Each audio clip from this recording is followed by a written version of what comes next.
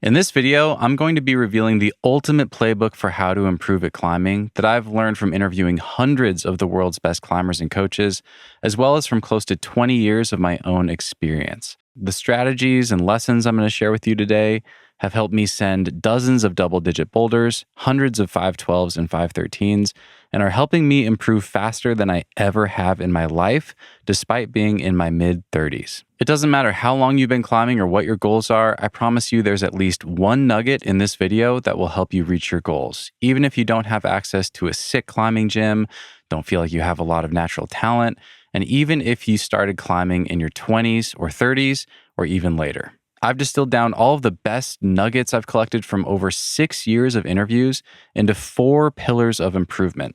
There's no magical best way to become a better climber. But over time, I began to realize that there are themes that separate the best climbers in the world from everyone else. Whether it's Adam Ondra, Brooke Rabbitou, or Lynn Hill, all of the best climbers in the world consistently work on all 4 of these pillars, whereas most climbers I meet only focus on 1 or maybe 2 and still have a ton of untapped potential. I guarantee you that if you put even a little effort into all 4 pillars, you'll be in a different category than everybody else, and you'll be on the path to climbing harder than you ever imagined was possible. In case we haven't met, my name is Stephen Dimmitt, and I'm a lot like you. I started climbing at 18. I didn't grow up in a climbing gym. I wasn't a comp kid. I wasn't a former gymnast or wrestler or anything like that. And I was really bad at climbing when I started. But like you, I fell in love with it. I was totally obsessed. And after the first few months, I realized that I wanted to be a climber for the rest of my life. And I wanted to see what I was capable of. I thought it would be the coolest thing in the world to climb V10 and 513 someday. I thought if I could just climb one of each of those things, I could die happy. It turns out I had a lot more potential back then than I realized, but it took a lot of work and a lot of learning things the hard way to reach that potential. One of the most difficult parts of my journey was feeling like I had to figure out everything on my own. I knew nothing about training back then. I had no idea what I was doing, but I loved climbing and I got outside every chance I could get. I didn't realize it at the time, but back then I was focused on just one of the 4 pillars of improvement. I was obsessed with improving my technique and my tactics, and I worked on my mental game and my confidence, and I was good at finding the best beta for me. And it worked pretty well for a while, but then I hit a plateau. It turns out I had some major weaknesses because I was neglecting those 3 other pillars. So I started training, and believe it or not, there was almost no information online about how to train for climbing. This was before climbing podcasts and YouTube tip videos, and it was really hard to figure out what to do to actually get stronger. I was confused about everything, and I had so many questions every step of the way. All of that led me to start my podcast in February 2020. I wanted to sit down with the best climbers in the world and learn once and for all how to get better at climbing. And then I wanted to take all that information and turn it into the ultimate playbook for how to improve for climbers like you and me. And it took me years of interviews and experiments and work, but now I've finally created that thing, and it's what I'm so excited to tell you about today. But I'm getting ahead of myself. More on that in a little bit. I want to share the biggest thing I learned from all those years of trying to do it on my own. It turns out I was making a few small mistakes that are easy to make that were sabotaging a ton of my progress. Eventually, I was able to see and fix those mistakes, and it changed everything. I started getting better results from less work and less suffering. I spent fewer hours in the gym, but I focused them on the right things that I needed to work on. And all of a sudden, my climbing level shot upward. I started sending things that I never thought I would be able to do, and people noticed. I got messages from my friends saying things like, "Man, you've clearly leveled up. What's your secret?" And it was really exciting. I felt like I had finally cracked the code on another pillar. But looking back, I was still missing 2 of the 4 pillars. And because of that, the approach I was following wasn't sustainable, and I was still sabotaging my progress. Because this whole time, I was still making a crucial mistake that I see so many climbers make, which was I believed that I had to be light in order to climb as hard as I wanted to. And despite everything I had learned about training and all the mistakes I'd fixed, I hit another plateau. Over the next few years, I interviewed the smartest minds in training, high performers with the best projecting tactics, nutritionists, psychologists, and therapists. I even became a certified nutrition coach and started training to become a functional nutrition counselor. And I started implementing all 4 pillars into my own life. I transformed my body from a skinny little beanpole to a strong and powerful athlete. I took my tactics and mental game to the next level. And then I broke a 10-year plateau and climbed my first 3 V11s in a single season. I started trying some of my dream projects, and this time I was making consistent progress towards my ultimate climbing goals. And along the way, I amassed over 100,000 followers across Instagram, YouTube, and the podcast as I took people with me on my own climbing journey. There are 4 pillars that you need to master to go from wherever you are right now to where you want to be as a climber. And I want you to pay close attention because, like I said before, the vast majority of climbers I meet will never master all 4 of these pillars. The first pillar is training. Training is where you build the foundation that every athlete needs to become the best climber they can possibly be. And you always want to move from general to specific, okay? This is a core principle in training for any sport. One theme I noticed talking to top boulderers like Matt Foltz and Katie Lamb and Will Bosey and Aiden Roberts, and top route climbers like Jonathan Siegrist and Paige Klassen, is that when they want to do something truly hard for them, they make their training very specific to the thing they want to do. I call this sharpening the sword. They'll spend weeks or months leading up to their performance season or trip, focusing their training on the specific demands of their goal so their sword is ready for battle. But here's what a lot of climbers get wrong. They see this and they think, I should be sharpening my sword too. And then they spend all of their time sharpening their sword and focusing their training on the very specific demands of a particular project. But they never take the time to work on their foundation and build the base of strength and endurance and flexibility and the capacity they need to become a better athlete.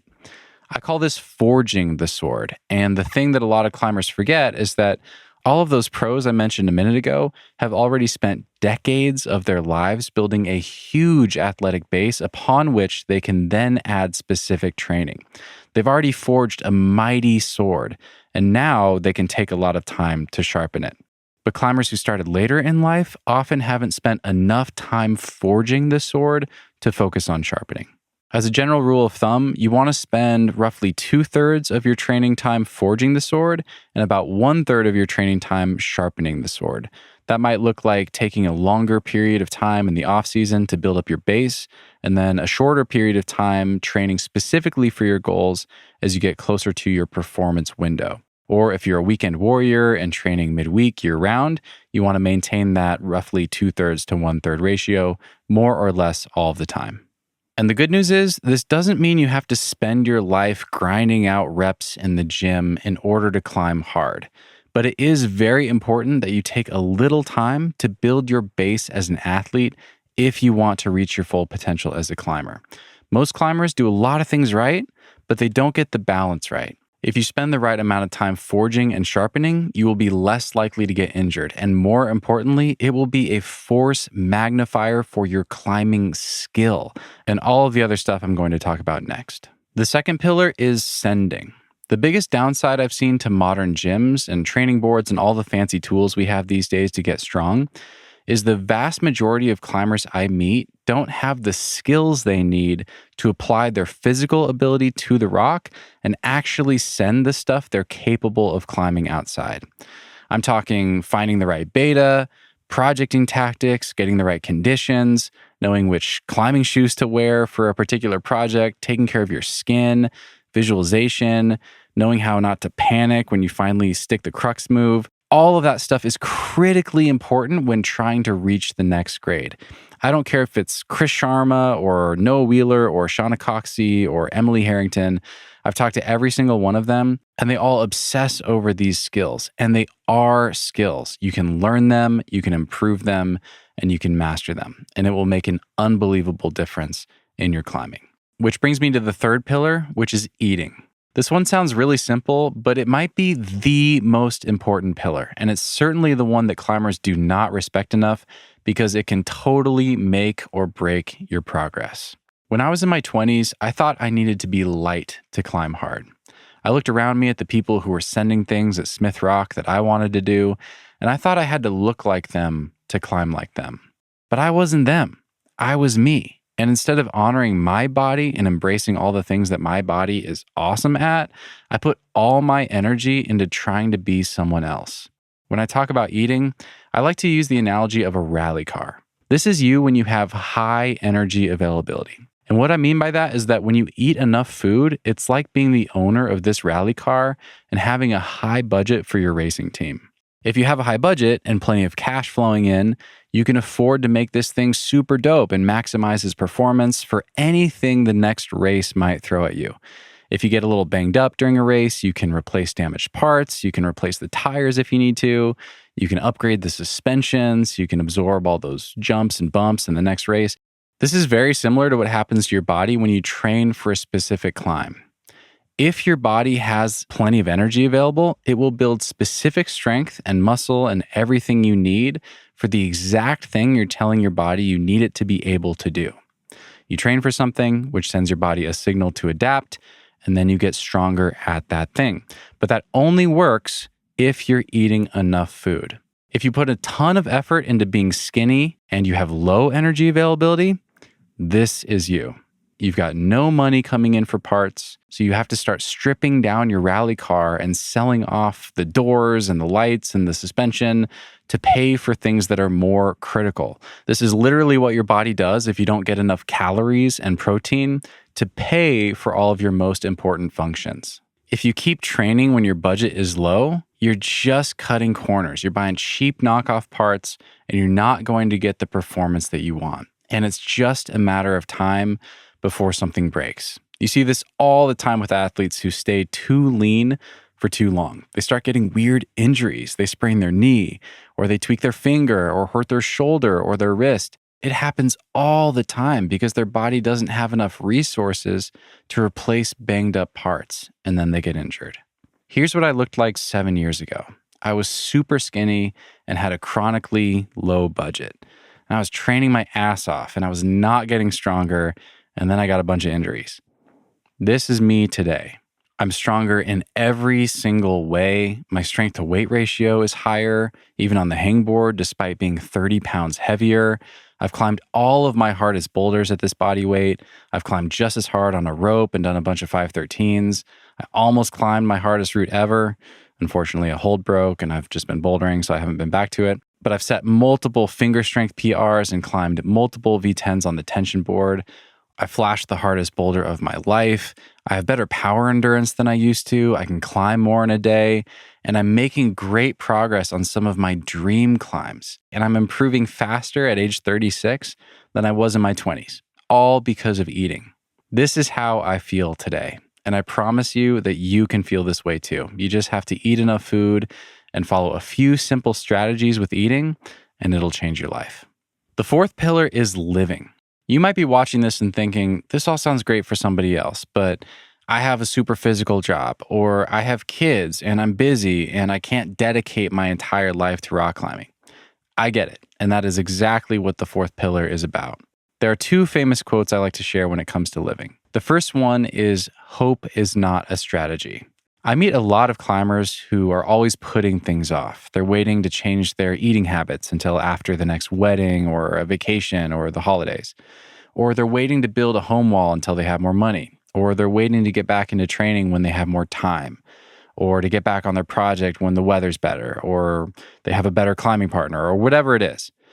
Here's the thing. You are the author of your life. And you are the only one who can choose what to do with what you have. You probably do have real responsibilities that make it harder to focus on climbing than it is for a pro climber. But only you can decide to go to bed earlier so you can train before work, or spend less time on your phone, or spend less money on shit you don't need, or get a better job, or move somewhere with better climbing. Nobody is coming to save you. So if you want to improve, you have to have a strategy. The second quote is from Mike Tyson, legendary boxer. He said, everybody has a plan until they get punched in the mouth. Okay, same thing in climbing. You can spend weeks coming up with the perfect training plan, but if you tweak a finger or get sick, you have to know when to pivot. I like to imagine life as a bucket covered in spigots, and the water in the bucket is your energy.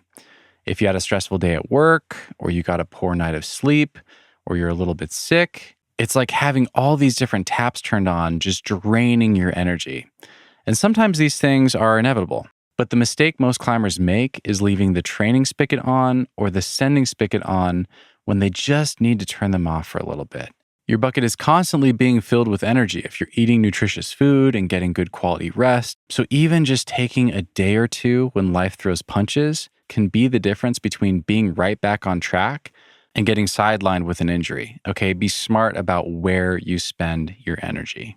The fourth pillar is also about discovering who you want to be as a climber and why you climb. When you get clear on those two things, the sends are sweeter, the failures are easier to cope with, there's less pressure and weight hanging over you, and you'll realize that it's possible to work really hard for your goals while having a rich and enjoyable and fulfilling experience every step of the way. You're probably wondering where all of this is headed, and I'll get to that in a minute, but before I do, I want to recap what we've covered so far today. Right now, you know that there are 4 pillars that you need to master in order to reach your ultimate goals in climbing, and they are training, sending, eating, and living. And there are many details that go along with each of these pillars. We've barely scratched the surface today. But the core thing to take away is that if you are neglecting even one of these pillars, you are never going to become the best climber you could possibly be. So I want you to do something for me. I want you to close your eyes for just a few seconds, and I want you to imagine how hard you could be climbing in just a few years if you started focusing on all of the right things today. What would it feel like to actually send that dream route or boulder that feels miles away from where you are right now? What would it feel like to have all of your burning questions about training and tactics and mental game and nutrition and everything else just answered, so all you had to do was show up and do the work and start seeing results? I would have given anything to have that 15 years ago. Now you might be wondering, Stephen, if you learned all this stuff from doing your podcast, why can't I just listen to your podcast and learn the same stuff? And the answer is you can. But here's the thing. If you try to figure all this stuff out on your own, you'll spend months or years trying to fit all the pieces together. I've already done that. I literally spent a decade from age 23 to 33 experimenting with training and sending and eating and living and constantly trying to answer that core question of what should I actually do to get better? And it was super frustrating. Every time I felt like I'd finally figured something out and it worked, it would stop working, or I'd get injured and I'd have to start all over again. This happened to me many times. Think of how big a difference it could make if you started focusing on all the right things right now. I promise you, if you start working on these 4 pillars today, the sky is the limit to how high you can go. So where do we go from here? The way I see it, you have 2 options. The first one is to go it alone. Take the information from this video, listen to hundreds of podcasts and watch all the YouTube videos, and try to put the pieces together yourself. It's possible, and if you feel like that's what's best for you, go right ahead. However, it will cost you a lot of time, and your chance of getting injured goes way up if you're on your own and don't have support on your journey. The second option is where I share everything I've learned and help you reach your goals. I've spent the last few years distilling thousands of nuggets from the smartest people in our sport into the ultimate playbook for how to improve at climbing, and it's called Climb Accelerator. If you choose this option, I will take you by the hand and show you exactly what you need to do to become the climber that you want to be. So if you have a few more minutes, I want to show you what's inside Climb Accelerator, and then I'll wrap up this video. I've included over 40 hours of step-by-step lessons covering the exact 4 pillars that I've been talking about to help you master all 4. In training, you'll learn everything you need to know about how to train for climbing and get direct guidance on what you should do to reach your goals. Everybody tries to train too many things at the same time. It never goes well. You should have no more than 3 things you're focused on in any given training cycle to reach your goals. I'm going to help you figure out what those are.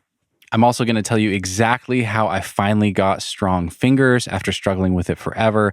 Thousands of climbers have downloaded my free finger training PDF and had great success with it, but that's only one part of the story. I also changed a few key habits, which made a huge difference. In sending, you'll learn how to master any technique, as well as how to overcome fear of falling and performance anxiety, as well as projecting tactics that will save you days, weeks, or even seasons on your outdoor projects. In eating, you'll learn how to make food simple.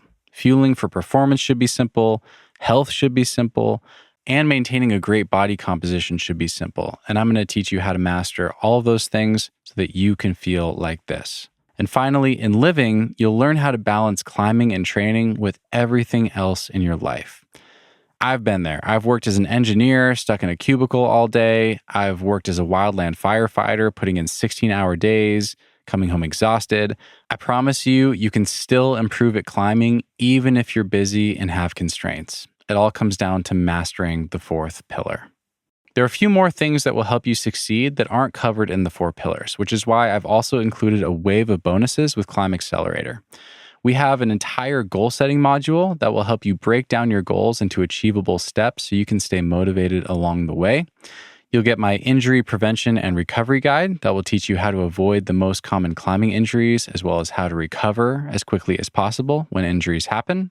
There's an entire module on resting like a pro where I share recovery tools and hacks to help you keep your bucket full so you can put more energy into training and sending. On top of that, you'll get dozens of real-life training programs with video walkthroughs that explain why our training programs are designed the way they are and how to tweak them if you need to. We also created an exclusive community only for those who are in our program. You can share videos of your projects and get feedback on your movement. Ask questions about anything, talk to other climbers, and learn from one another. So the community is an invaluable resource because you never have to feel alone. We're also giving away 1 year of free access to the Nugget training app. I built the training app to go alongside Climb Accelerator so you can easily track your sessions, follow guided workouts, measure your progress, and more. And finally, mentorship. If you need help, I will be there to help you every step of the way. Included in Climb Accelerator are weekly Q&As with me that anybody can join. I offer different times throughout the week, so no matter where you are in the world, we'll make sure live calls are available to you. I will personally go over your training plan with you or answer any questions you have about the 4 pillars and make sure that you have the support that you need to keep moving forward in the right direction. And if I don't have the answers to your questions, I will find someone who does. I have a lot of connections, and every once in a while, you'll see guest appearances in these live Q&As with pro climbers where we can all get together and geek out and ask them questions.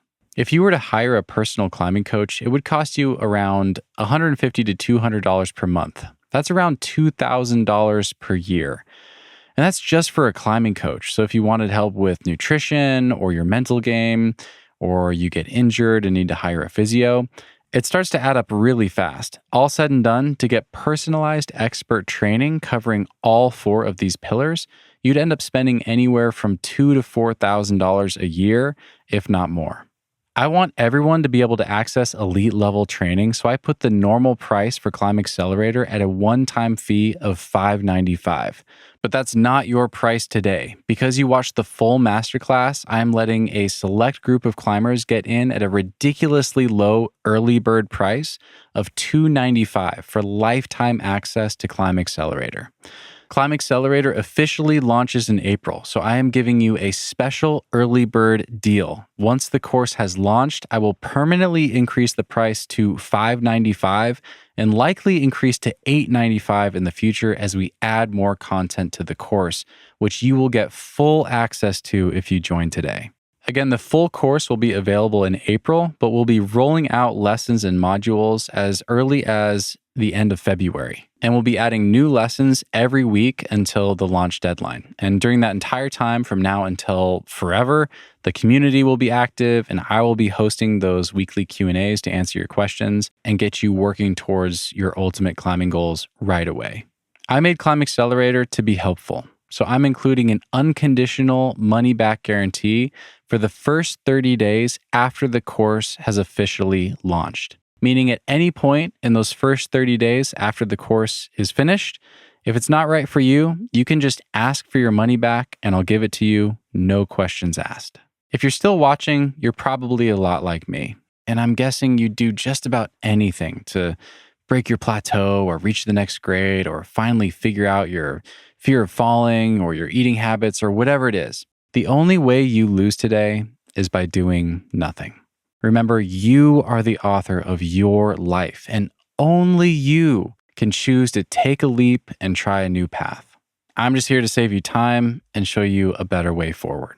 If you're ready to invest in yourself and your future, click the link in the description and join today.